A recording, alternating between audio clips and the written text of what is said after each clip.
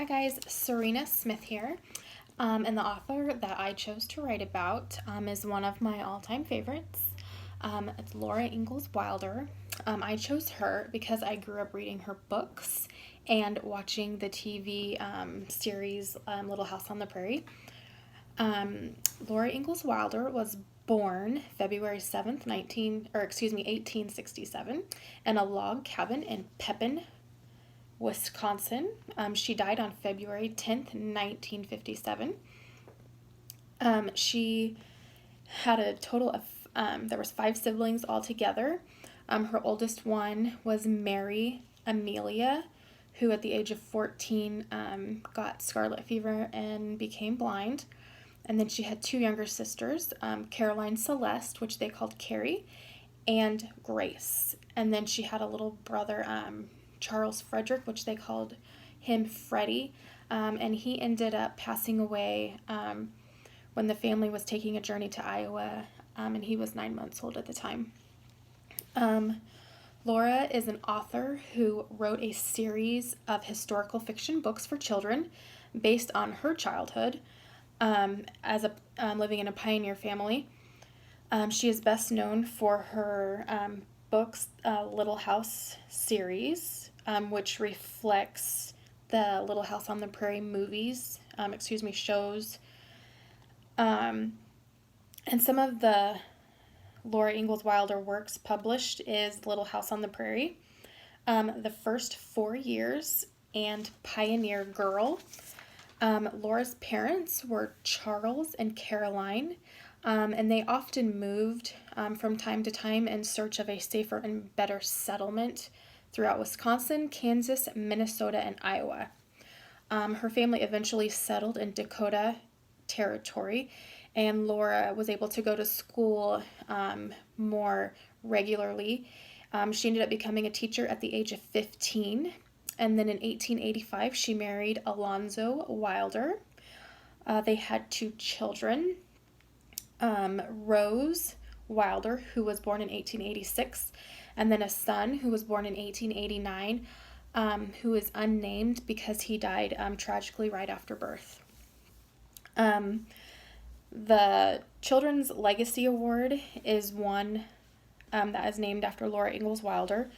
It's a prize awarded by the Association for Library Services to Children, also known as ALSC, until this year of 2018, when a controversy arose over some racial insensitivity.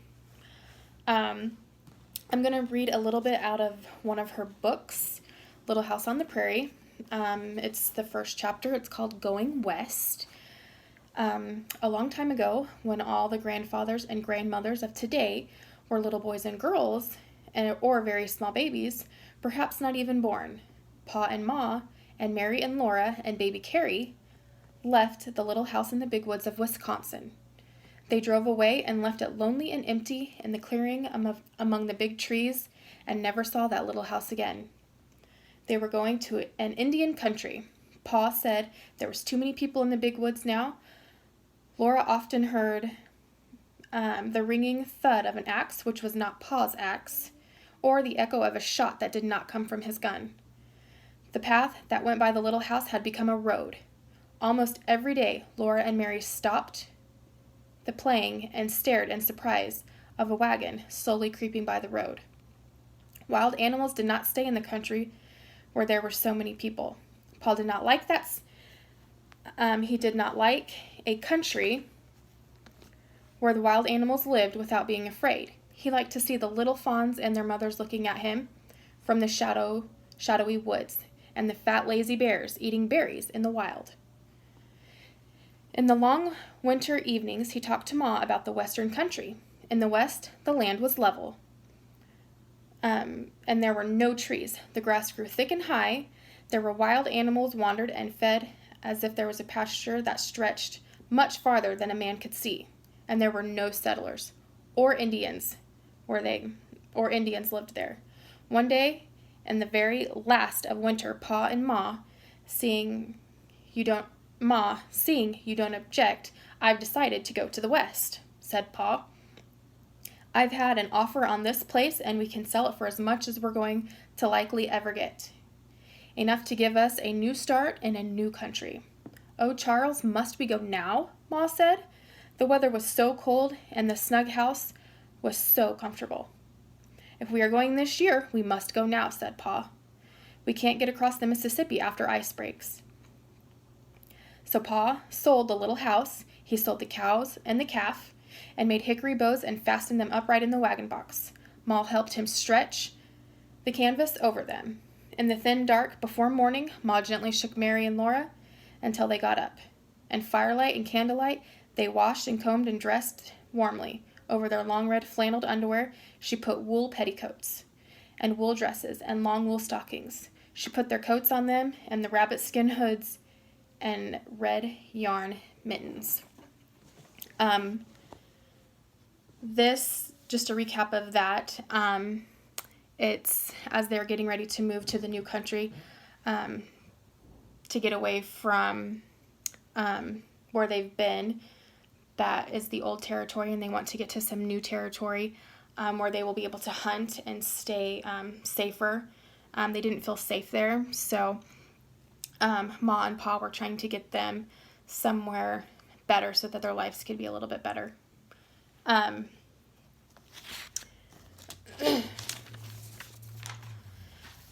I really enjoyed doing this study over Laura Ingalls Wilder and learning about her and how she lived and why she wrote the book she did on her life. And I would definitely take these books into my classroom in the future.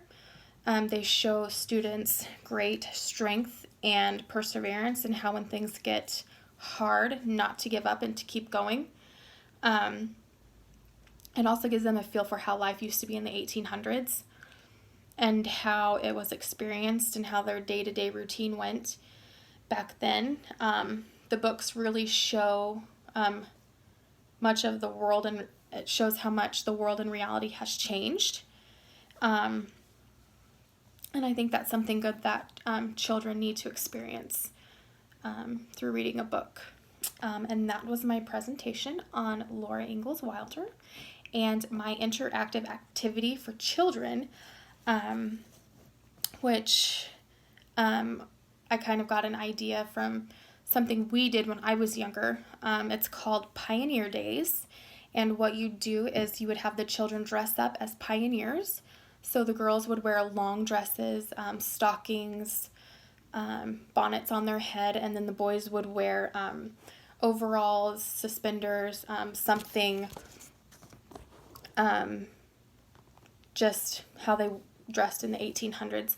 And then they would have to experience a day living in the 1800s, which would mean no internet, no lights, no electronics, a skimmed down playground, no vehicles,